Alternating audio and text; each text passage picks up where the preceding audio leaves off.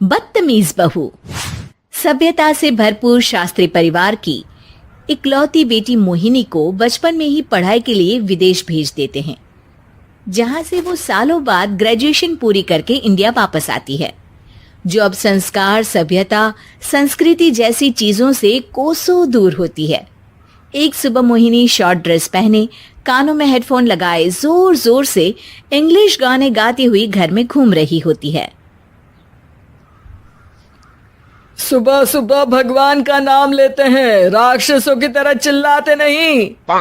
Pops, आपको अच्छे गाने की बिल्कुल समझ नहीं है, so take a chill pill.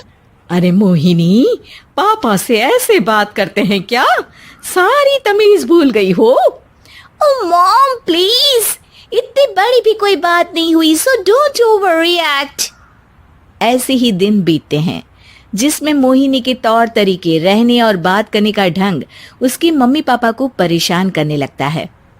भला कोई मानेगा कि ये मेरी बेटी है? रीति रिवाज और संस्कारों से तो इसका दूर दूर तक कोई नाता नहीं, और अब तो लगता भी नहीं कि कभी होगा। अरे ऐसे कैसे नहीं होगा? लड़कियां सारे नखरे अपने माँ बाप को ही दिखाती है। ससुराल जाकर उन्हें सब कुछ करना भी पड़ता है और मानना भी।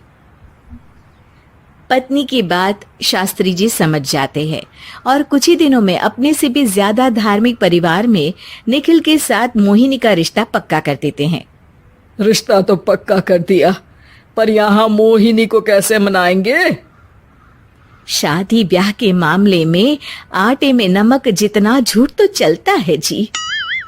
इसी तरह एक के बाद एक तिकड़म लगाते हुए दोनों मिलकर मोहिनी को शादी के लिए तैयार कर लेते हैं और मोहिनी निखिल की शादी हो जाती है, जिसके अगले दिन से ही मोहिनी दोबारा अपने पूरे अवतार में शॉर्ट ड्रेस पहनकर घर में घूमने लगती है।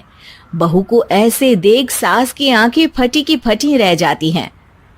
अरे ये क्या बेशर्मी है, हमारे घर की लड़कियां जींस तक नहीं पहनती और तुम बहू होकर इतने छोटे कपड़े पहनकर पूरे घर में घूम रही हो। सीरियसली मॉम, प्लीज आप अपनी इस 80 के दशक वाली सोच में मुझे इंक्लूड मत करो। हाय तौबा, एक तो बेशर्मी दिखाती है, ऊपर से सास के साथ जुबान भी लड़ाती है। अरे जल्दी कपड़े बदल कर आ, घर की पहली आरती तुम्हें ही करनी है। इतनी देर में निखिल भी वहां आ जाता है। माँ पापा आने वाले हैं, पूजा का सारा सामान तैयार है ना? ये पूजा हमेशा मेरे बॉयफ्रेंड्स के पीछे पड़ी रहती थी और अब हस्बैंड के पीछे भी आ गई। मोहिनी की बातें सुन सास तो अपना सिर पकड़ लेती है, लेकिन निखिल किसी न किसी तरह उसे पूजा के लिए कन्विंस करके कपड़े चेंज करने के लिए भेज देता है, जिस पर पूजा खत्म होने के बाद वो एक बार फिर अपनी शॉर्ट ड्रेस में आ जाती है। बहू, ये क्या तरीका है? संस्कार नाम की कोई चीज है या नहीं?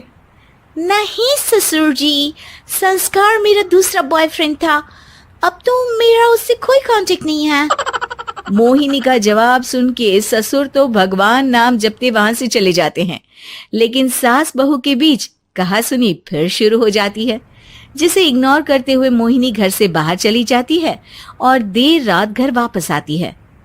मोहिनी, मैं जानता हूँ कि तुम विदेश में रही हो और तुम्हें वहीं की आदत है, पर यहाँ चीजें कुछ अलग है। अगर तुम उस हिसाब से कुछ एडजस्ट कर लो तो सबके लिए सही हो जाएगा। I am not in a lecture mood. Good night. अगली सुबह मोहिनी देर से उठकर एक बार फिर उसी तरह सबके सामने आती है, जिस पर उसकी सास कुछ बोले उससे पहले ही मोहिनी की दोस्त मोनिका और रेचल वहां आ जाती हैं। Oh hi darling, how are you? OMG, we missed you so much. I missed you too darling. Ram Ram, इन्होंने तो तुमसे भी छोटे कपड़े पहने हैं। अरे तुम लोगों के अंदर कोई शर्म लिहाज बाकी भी है या सब बेच खाई? मोहिनी, तुम्हारी मेड कुछ ज्यादा नहीं बोलती? इस पर मोहिनी की दोस्त उसकी सास का मजाक बनाने लगती है, जिसे सुन निखिल उन्हें जवाब देते हुए कड़वे शब्द सुना देता है और वो सुन के वो दोनों तो मुंह बनाए वहां से चली जाती है, लेकिन गुस्से से लाल मोहिनी वहीं खड़ी निखिल को घूरती रहती है। घूर क्या रही हो? तुमसे शादी की ये सोचकर कि विदेश में पढ़ी लिखी हो, घर में कोई पॉजिटिव चेंज लाओगी, अपनी करियर के लिए एम्बिशियस होगी, पर अपने इस बिहेवियर से उस पढ़ाई के साथ साथ अपने मम्मी पापा के नाम को भी डुबो रही हो। अगर तुम्हें ऐसे ही हाल रखना है तो यहाँ रहने की कोई जरूरत नहीं है। निखिल की बातें सुनकर मोहिनी रोते हुए घर छोड़कर अपनी मम्मी पापा के पास वापस आ जाती है। ससुराल में सब कुछ ठीक तो है? वो अपने आप को समझते क्या है? मोहिनी पर चिल्ला रहे हैं? मैं क्यों उसके इशारों पर चलूं? मैं अपनी लाइफ अपने तरीके से जीना चाहती हूँ और वो ना आप लोगों को मंजूर था और ना ही उन्हें है। तुम यहाँ नहीं रह सकती। अपने पापा की बात सुन के मोहिनी हैरान रह जाती है।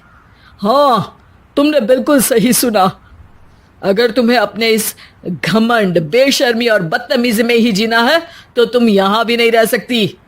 बेटी, मैं मानता हूँ हमारे यहाँ रीति रिवाज बहुत मायने रखते हैं और हमने उन्हीं के ओवरडोज से बचाने के लिए तुम्हें विदेश भेजा था। एक लड़की जो शादी करके घर और बच्चे संभालती है, उससे तुम अपने आप को ज्यादा समझ सको इसके लिए भेजा था। तुम उससे ज्यादा समझो और बनो, पर तुम तो किसी दूसरी ही ट्रेन में चढ़ गई बेटा।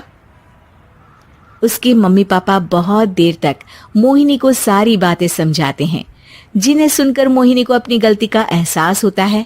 वो जॉब ज्वाइन कर लेती है और ससुराल वापस आकर उन्हें मॉडर्न बनाती है और खुद भी कुछ रिवाज सीखते हुए खुशी से रहने लगती है।